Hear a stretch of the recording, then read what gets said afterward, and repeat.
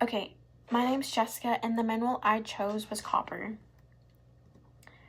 Copper may be a trace mineral, but it does play a big role in our health. It helps convert food into energy by supporting mitochondrial respiration. Without copper, that process would slow down and affect everything from stamina to brain functions. It also acts as an antioxidant, protecting cells from damage. And it does support melanin, which melanin production is the process by which the body creates a pigment called melanin. This pigment is responsible for determining the color of our skin, hair, and even our eyes. And then a few others would be that it helps create neurotransmitters for brain function and promotes collagen formation for skin, bones, and joints. And there's an emerging process called coproptosis. I don't know if I said that correct, but it's a copper-triggered form of cell death that scientists are still exploring. And then nutritional sources of copper. So how do we get copper and how much do we need?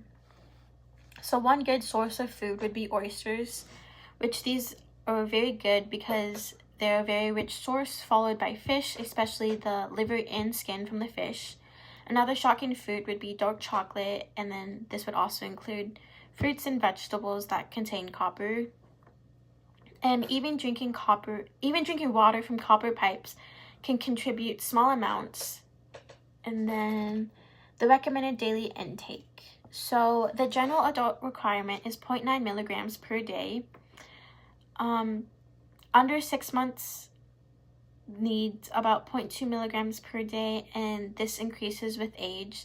It's a small amount, but it's very important. And alternative recommendations would be up to 2.26 milligrams per day for individuals with absorption issues or health conditions.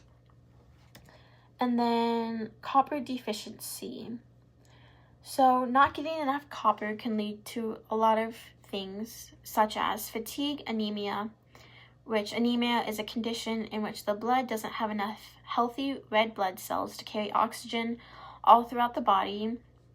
And this can lead to the weakening of bones, numbness, poor coordination, and memory issues.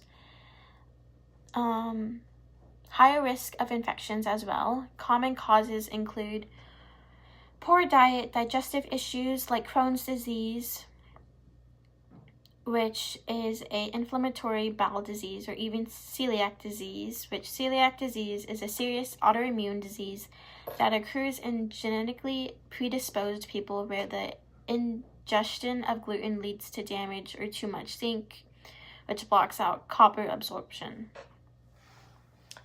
And then my last slide would be copper toxicity. So too much copper can be very dangerous, but you usually don't get too much copper. So it does come from supplements, contaminated water, or conditions like Wilson's disease.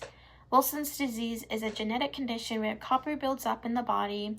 The condition affects your liver, brain, eyes, and other organs. Other symptoms include